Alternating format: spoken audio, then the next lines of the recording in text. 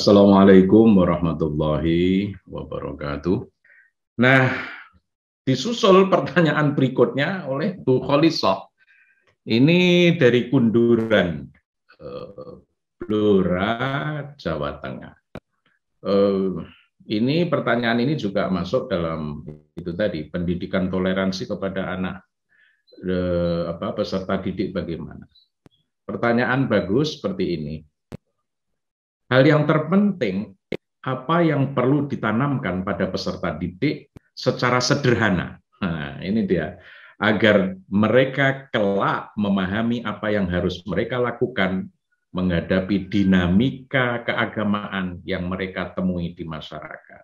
Kata kuncinya adalah memahami realitas. Bahwa realitas itu tidak tunggal, realitas itu selalu jamak, realitas itu selalu ada kepelbagaian di situ, dan itu adalah sunnatullah.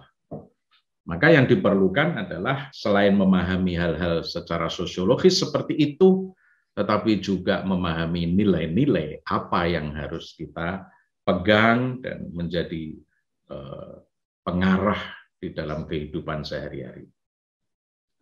Nah, untuk itu peserta didik akan menghadapi kehidupan real memang, kehidupan nyata, bukan sekedar di atas kertas dan bukan di atas undang-undang begitu. Karena keanekaragaman dan kepelbagaian adalah real, real nyata, tidak dapat ditutup-tutupi, tidak dapat dimanipulasi. Kita juga tidak bisa pura-pura tidak tahu begitu ya. Maka tadi saya sudah sebut di atas, itulah bahasa Al-Quran disebut walan tajida li sunnatillahi tabdila. Itu adalah hard fact yang tidak bisa diubah begitu saja. Nah, oleh karenanya, maka kembali lagi saya tetap menekankan nilai-nilai. Jadi di samping akidah sesuai agama masing-masing, nilai-nilai multikulturalitas itu menjadi sangat penting. Paling tidak ada 5 tips yang saya sampaikan pada pagi hari ini. Yang pertama adalah setiap orang, guru, dosen, ya semualah tokoh-tokoh masyarakat harus bersikap terbuka,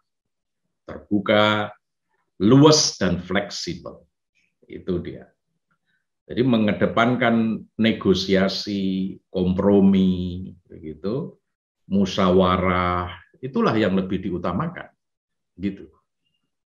Yang kedua, sudah barang tentu hindarilah sejauh mungkin berpikir dan berwawasan yang sempit.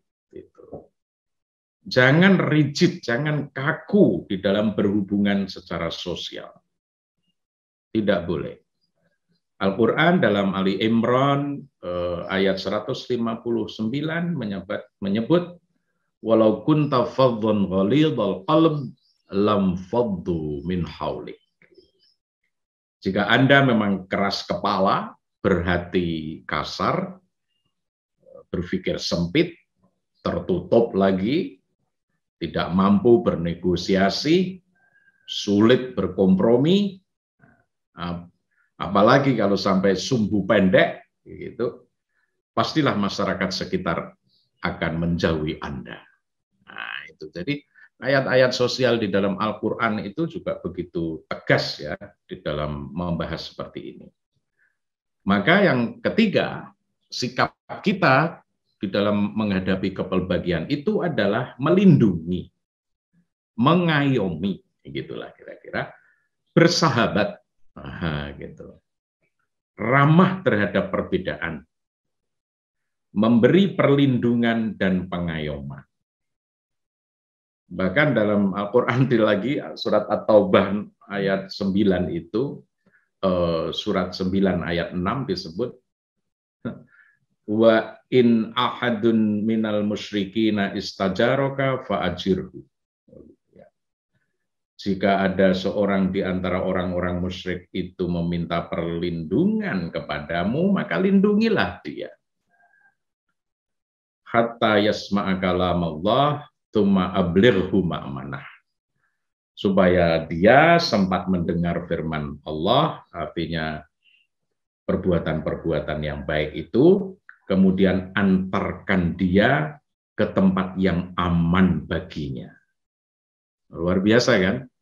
Seperti itu, tetapi ini ayat ini kadang tidak terbaca dengan baik begitu. Nah, maka yang poin keempat adalah memperluas radius pergaulan. Jadi perbanyaklah ruang-ruang perjumpaan di dalam masyarakat majmu'. Artinya ya tidak baguslah kalau atau kurang ideal lah begitu kalau orang Muhammadiyah hanya bergaul dengan orang Muhammadiyah, orang Nahdlatul Ulama hanya bergaul dengan orang Nahdlatul Ulama, begitu ya. Kalau di internal umat Islam, begitu juga Al-Irsyad, Nahdlatul Wathon, dan begitu selanjutnya.